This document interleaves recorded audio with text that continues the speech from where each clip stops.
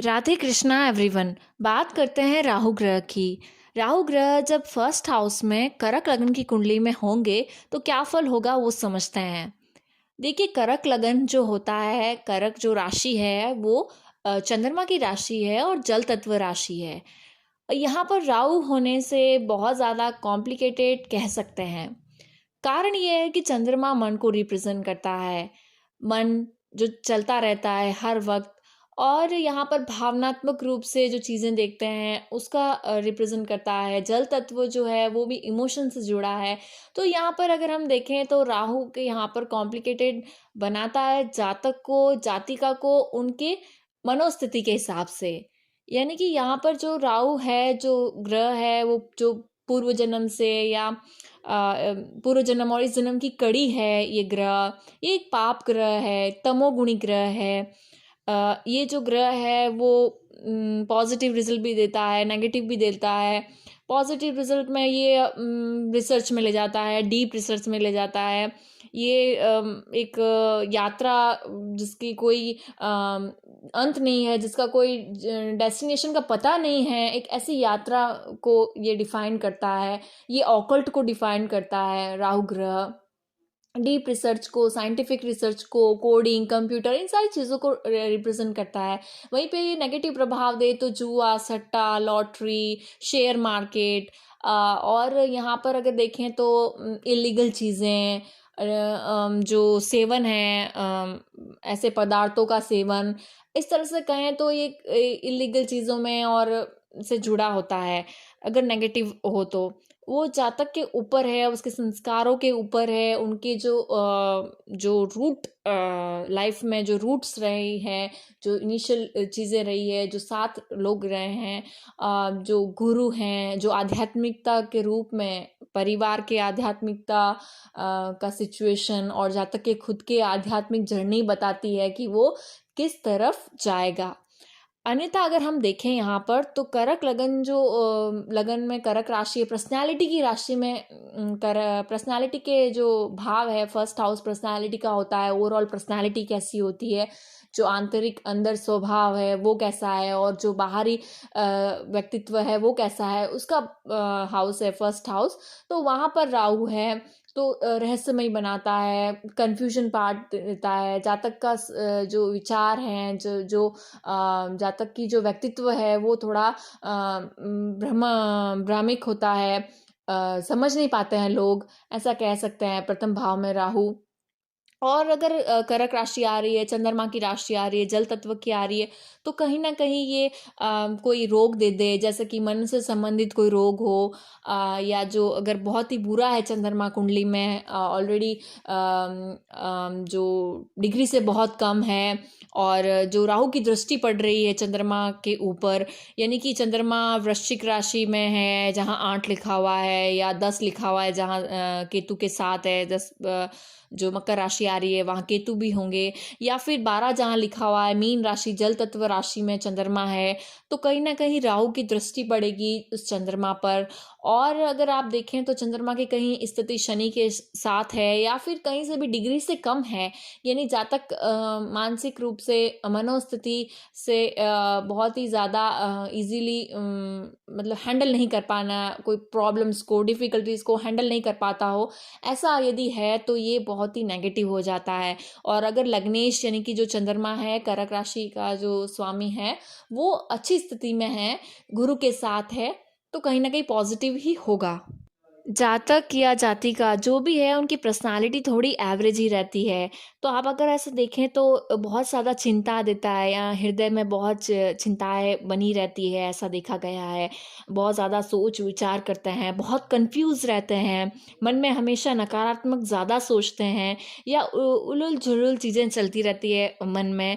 यहाँ पर राहु को अच्छा करना बहुत ज़रूरी है। भय रहता है तो भगवान भैरव की उपासना करनी चाहिए, भोलेनाथ की उपासना करनी चाहिए, चंद्रमा को मजबूत करिए। डर को भगाए तो राहु फर्स्ट हाउस में चंद्रमा के साथ भी अगर कंजक्शन हो जाए तो भी आप भगवान भैरव की उपासना कर सकते हैं।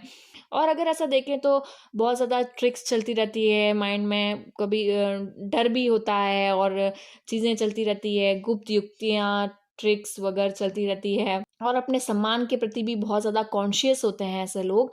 तो आप देख सकते हैं अगर इन्हें कुछ करना होता है तो पहले पूरा प्लानिंग करना, डिसीजन मेकिंग करना, वो सब भी मन के ऊपर आधारित है। तो चंद्रमा को मजबूत करना ज़रूरी है। यहाँ पर अगर हम देखें तो ये उन्नति के लिए इन्हें कठिन परिश्रम करना पड़ेगा जीवन में। कहीं न कहीं ये योग, ये कंजंक्शन या ये जो इस जन्म में मिले हैं, वो कहीं न कहीं ये बताते हैं कि आपको क्या करना है या ऐसा क्यों हुआ है। आध्यात्मिकता की तरफ अगर ज़्यादा बुरा होता है तो आध्यात्मिकता की तरफ झुकाव अपने आप जातक का आ जाता है, जातिका का, जातक का। तो वहीं पे अगर हम बात करें तो ये बहुत कम बोलना पसंद करते हैं और कभी-कभी कटु शब्द बोलते हैं जो दूसरों को चुभते हैं, क्योंकि मन में हमेशा चिंताएँ रहती है, बिना मतलब की चिंताएँ रहती है। अपने पर्सनैलिटी, व्यक्तित्व को लेकर लोग मेरे बारे में ये सोच रहे होंगे, लोग मेरे बारे में ये जान रहे होंगे, ये सब चीज़ों को लेकर के नेगेटिविटी ज़्यादा रहने से ये फिर उनके जब भी बात करें तो मन से मुँह से कटु वचन शब्द ही निकलते हैं, क्योंकि मन परेशान रहता है। तो अपने मन को मजबूत करें, पॉजिटिव रहें, भगवान भोलेनाथ की उपासना करें। तो यहाँ का राहु भी एक अच्छा रिज़ल्ट प्रदान करेगा जब उसकी डायरेक्शन सही होगी, कोई रिसर्च में हो। ज्योतिष सबसे अच्छा एक रिसर्च है जो बताता है कि क्यों जन्म हुआ है, क्या पर्पज़ है लाइफ़ का। तो ये सारी चीज़ें यहाँ पर पॉज़िटिव रिज़ल्ट प्रदान करेगी। और अगर हम ये भी बात करें यहाँ पर तो ओवरऑल स्वास्थ्य को लेकर चिंता भी देखी जाती है। जहाँ तक अपने मन की बात किसी से शेयर नहीं करता है, बहुत ज़्यादा सोचता है, जजमेंटल होता है कि कोई ये सोचेंगे, कोई ये सोचेंगे, और इस तरह से चीज़ें देखी जा सकती है। ऐसे लोगों का राजनीतिक क्षेत्र में भी बहुत उन्नति करते हैं। अगर और कोई कंजक्शन फ़ेवर कर रहे हों, तो यहाँ पर राजनीतिक में बहुत उन्नति करते हैं। जैसे कटु शब्द तो इस्तेमाल होता ही है राजनीतिक पॉलिटिक्स की फ़ील्ड में। वहीं पर बात करें तो 5वीं दृष्टियों की, इनकी दृष्टियों की बात करें तो 5वीं दृष्टि से ये वृश्चिक राशि को देख रहे हैं। कोई ग्रह बैठा है तो मैटर करता है, वरना ये मंगल की राशि है। और ओवरऑल थोड़ा प्रॉब्लमेटिक संतान से प्रेम और से रहता है, विद्या में और रहता है। कोई ग्रह बैठे हैं तो मैटर करता है। और फिर वहीं पंचमेश कहाँ बैठे हैं, मंगल की स्थिति अच्छी है तो फिर पॉजिटिव समझ सकते हैं आप। वहीं बात करें सप्तम दृष्टि की तो यहाँ केतु है और मकर राशि है, तो यही कार्मिक बॉन्डेजेस दिखते हैं यहाँ पर। तो मैरिड लाइफ में है जो ओवरऑल आध्यात्मिक रूप से देखें तो दोनों ही आध्यात्मिक हो तो अच्छी रहती है। और ये पूर्व जन्म के कर्म के बंधन को बताता है। नवमी दृष्टि के देखें तो नवमी दृष्टि जो है वो मीन राशि पर आ रही है।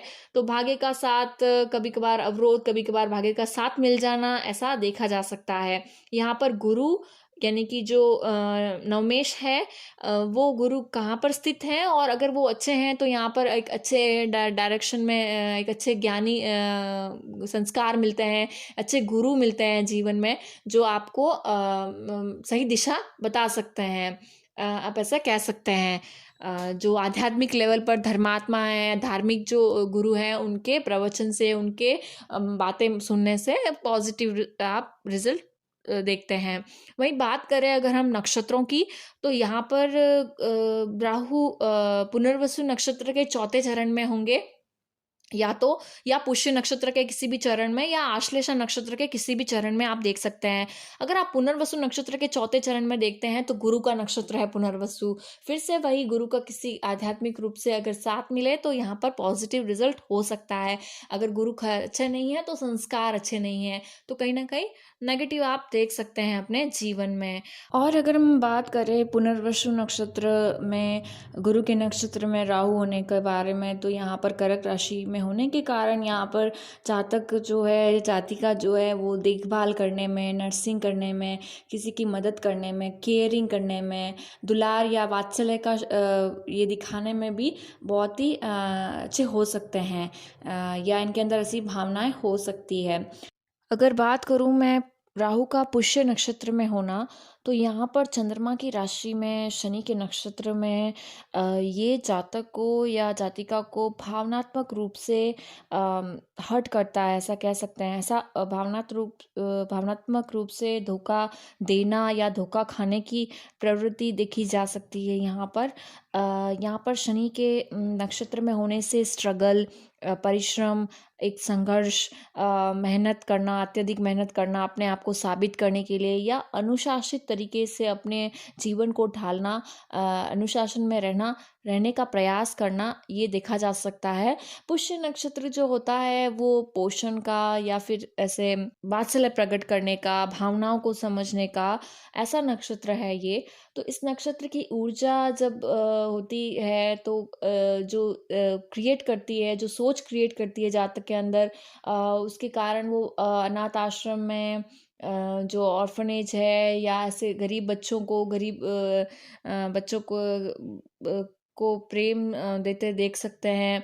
उनके प्रति एक दुलार होता है इनके मन में। और वहीं पर अगर देखें तो इनके कहीं न कहीं इसका कारण है कि जीवन में बहुत निराशा देखी होगी इस साइड से, ऐसे वात्सल्य से। सो इस तरह से कनेक्टेड फ़ील करते हैं ये लोग।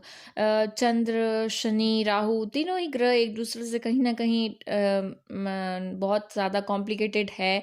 तो यहाँ पर ये जातक के व्यक्तित्व को भी कॉम्प्लिकेटेड बनाता है। आखिर तो एक अल्टीमेट गोल होता है किसी भी सोल का, वो होता है प्रभु की प्राप्ति।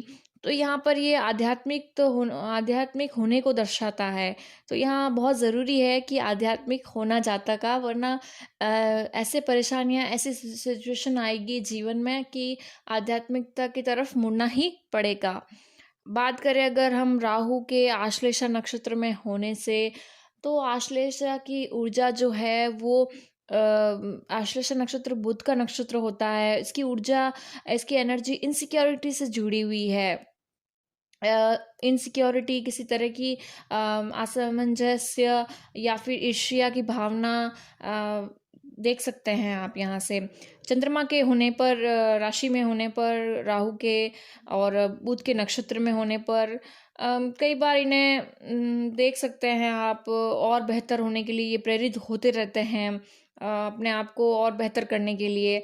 अपने कार्य के प्रति समर्पित होना इनका उद्देश्य होता है। कौटिल्यता, चालाकी, स्मार्टनेस, इंटेलिजेंस कह सकते हैं, या कूटनीतिज्ञता, ये सब देखी जा सकती है। होशियारी, ज़्यादा ओवर स्मार्टनेस कह सकते हैं। कई बार आप देख सकते हैं ऐसे लोगों को, बुध और राहु की ऊर्जा मनोवैज्ञानिक रूप से चीज़ों को जानना बहुत ही ज़्यादा अच्छे से समझते हैं।